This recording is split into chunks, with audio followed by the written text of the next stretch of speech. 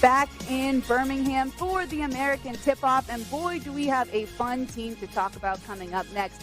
Joining us now on stage are the Tulane Green Wave. Head coach Ron Hunter, Asher Woods, and Rowan Brumbaugh are with us now on set. Now, Coach, we're going to talk basketball in just a little bit. Sure. But in the offseason, your team suffered a loss in the passing of Greg Glenn III. Mm-hmm. And so I know you've been able to have some time to talk about it with your team. But how do you want to remember Greg in this upcoming season? Well, I think it's how we play. We'll say enough. One of the things we don't have to use a lot of words. Greg he embodied, playing hard and the enthusiasm he had for the game and the enthusiasm he had for life. And so we just talked about that if we can just duplicate that, I think that would be enough in that regard. We're not going to replace a guy like Greg, but his presence is always with us. Even now in our locker room, hasn't been touched since Greg has left. I mean, he's always going to be a part of what we do this year. So, the old rah-rah, we're doing it for Greg thing, it makes a little sense, but it's a lot deeper than that for us. This is something that every day when we get together, we recognizing whether it's before practice, during practice, or after practice with the number 2 that goes up. And so it hasn't been easy. But these guys have done a great job in the leadership of getting us through that. And so this is something that I think all the way until senior night, when he goes through senior night with us, that we will always, this is going to be something that's just a part of what we have to live with. Well, so you just mentioned your 2 guys in the backcourt here, and here's why I think you guys, Tulane basketball, have the most underappreciated backcourt in the country. I'm going to read you a stat here. Last season, you guys were 19th in the nation in scoring efficiency after timeouts. Ahead of Oregon, Texas, UConn. That doesn't happen without a backcourt like Asher and Rowan. Well, I disagree. I think it's great coaching. I think that's incredible coaching. These guys are just average players, and all the credit really should go to me. So I appreciate that. You guys I think you have to respond. Come on, you can clap back. You have a microphone in your hand. Go ahead, give it back. Great coaching, man. Great coaching. Great coaching. All right. No, I mean, again, what makes great coaches are guys like this. These guys they're tough. They defend. They know how to play. And so there's not a game that we'll walk into that I won't feel comfortable thinking that I've got the best backcourt, whoever we play this year.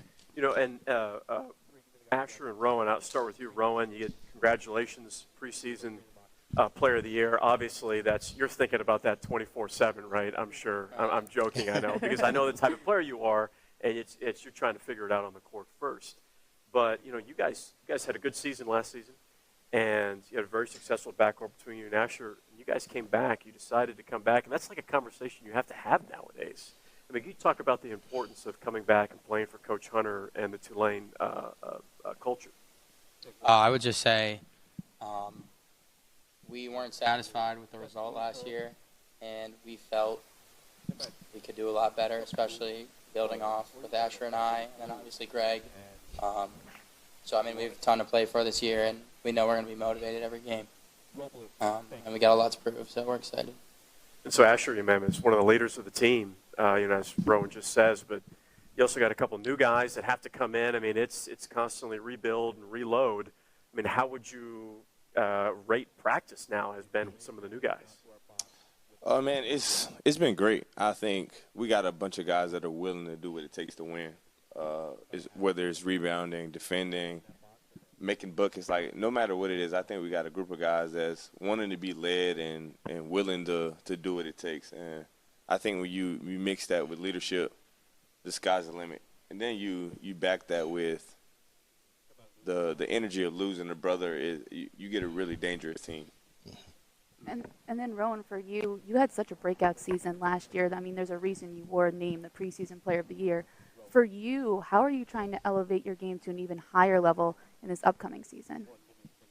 I mean, I think just doing what I did last year, again, better at shooting threes, and just doing what I did well. But, I mean, at the end of the day, we still went 19 and 15. Like, it's not like we did that much. Like, we got a lot more to do. So, I mean, it's cool it's obviously a great honor, and it's nice to be recognized. But at the end of the day, we still went 19 and 15. We went 12 and 6. Like, it's not like we're sitting here like we went 30 and 3 last year. Like, I mean, we got a ton to prove. We're just excited to start playing. as much as this is media day, this is nowadays it's almost more team preview day because of all the new faces. Yeah. And so I know you don't have to go through everyone, but I did a couple guys want to ask you about JoJo Moore and Scotty Middleton, and kind of what you saw when you were analyzing their film in the portal and what they could bring in the Tulane squad. Well, we lost a couple of good players last year with Cam going to Kentucky, and then we lost another kid that went to DePaul. And so, and then even before, we're always, you're losing always good players. But I think one of the things that we were able to figure out is that regardless of who's playing or who's wearing a jersey, we've got a really good culture. And so our whole thing is that when you bring guys in, they're good players, but what we want them to, they have to fit the culture. And that's up really to these guys. They lead this team. So it's made it easier for a guy like JoJo and Scotty and Curtis, those guys who come in with a lot of hype and a lot of rep and those type of things. They've done a great job of taking the lead from these guys. And so that's what I really, truly appreciate what these guys have been able to do and show, hey, here's how we practice. This is what we do. And those guys have fit in very well. And they're really good players, but, again, they're at our place for a reason. I always think that every kid that transfers, for the most part, they're broken at some point. And broken in a way that things didn't go well at their previous place. And so it's part of our job is not so much to fix it, but find out the strength that they have and get them back to being where they're playing happy basketball, as we call it. And I think people talk about culture and good culture a lot, but you saw that culture play out, especially as you went on in the season, getting better and better, it seemed, towards the end of the year. So for you, Coach, how do you create that good culture, and, what is Tulane basketball's culture? It's funny that you say that because this is year 39 for me doing this. 39 years of being a college basketball coach, and I think I learned the definition of culture in the last few months. What we went through with Greg, what these guys have gone through, the leadership that they have come with, is that not so much that we haven't missed a beat because we've cried together.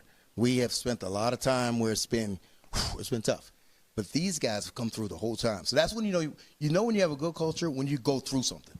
And we've gone through some things, and we're going to come out on top of it. But where we are right now compared to where we were 6 weeks ago, this is a culture that got us all through it. Rowan, I did want to ask you, something that really bothered me was watching film on your game is you're actually last season you were top 25 in the country in pick-and-roll scoring efficiency, even ahead of a guy like Mark Sears. And that bothered me just because I was jealous that I was that good in pick-and-roll action.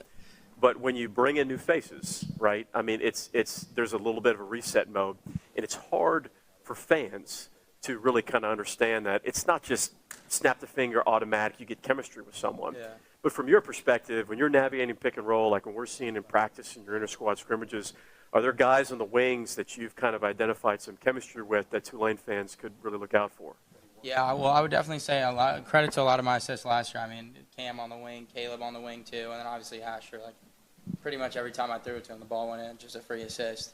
But I'd say with this group, Scotty's a great shooter, but also DB, Davion Bradford, he transferred from ETSU.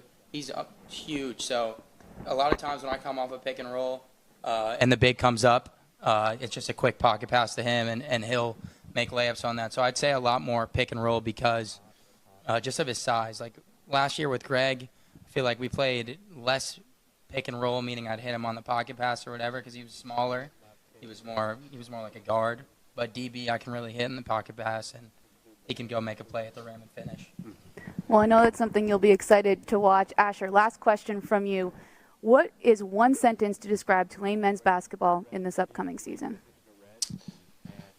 Oh, that's a good one. That really puts you on the spot. I know. I'm sorry. That's a good one. Yeah. I had 9 sentences. I can't think of one.